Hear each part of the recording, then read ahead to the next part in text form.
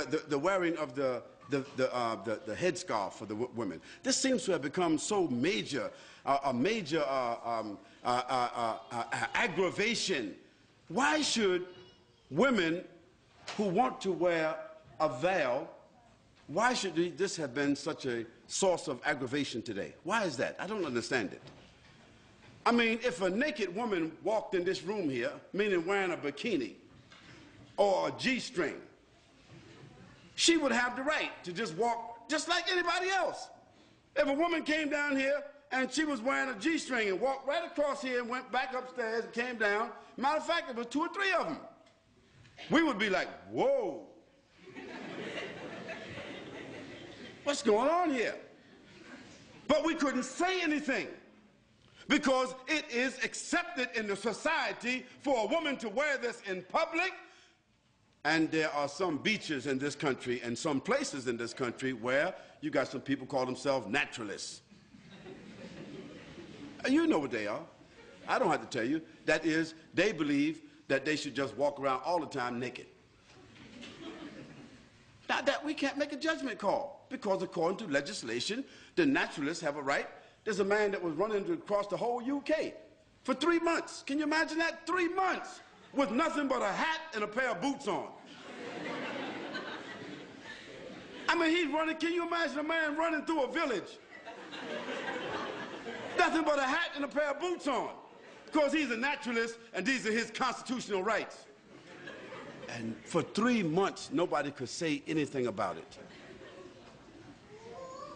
Well, I say that in a society where people are allowed to express themselves that way, why should there be a problem about Muslim women, whether in the schools or otherwise, choosing the preference to cover their heads or to cover their bodies with loose garments? Why should there be such an uproar? Why is there the need for the media to assault and say Muslims want to take over our society and Muslims want to impose their values upon us and so forth? Well, I want to remind them that until 15 or 20 years ago, the nuns in the church, in the Catholic Church, they had to wear it. Is it right or wrong? And just recently, the Catholic Church has relaxed the uniform codes of the nuns where they can show a little cleavage. They can now wear a little bit, you know, put the cross right there in the middle. They don't have to wear a headpiece anymore, and they can show a little bit of thigh. Well, that's their right. We can't say anything about that. But when I went to church, to the Catholic Church, when I was 17 years old, all the nuns were looking like the sisters are looking today.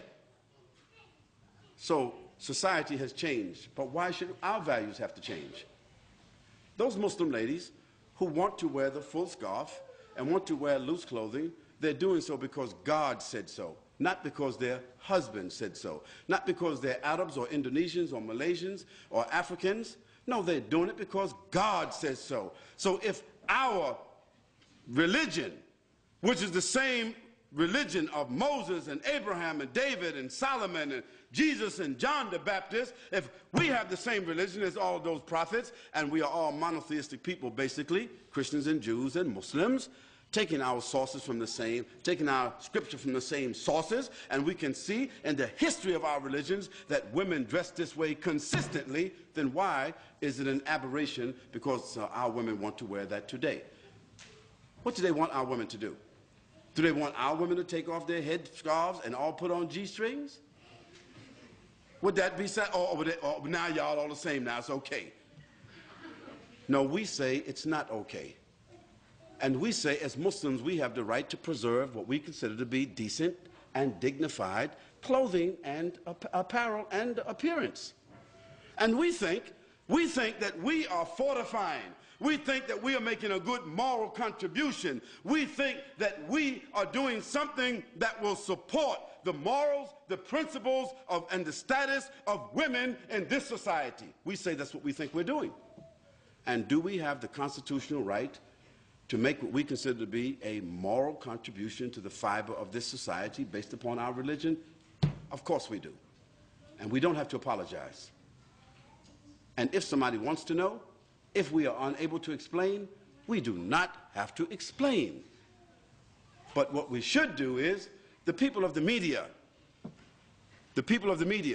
or the people of government who feel that they don't understand what's going on, we should send them to people who are qualified to expound upon this issue in a dignified, educated way, so that people would not think somehow or another that all these women who are wearing these scarves got an AK-47 underneath their scarves, or they got a bomb, they coming inside somewhere with a bomb.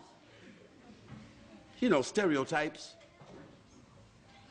But the issue is, we Muslims, the Muslim ladies in particular, you do not have to explain to anybody why you are dressed the way you are dressing, just like others who are undressed do not have to explain to anybody why they are undressed.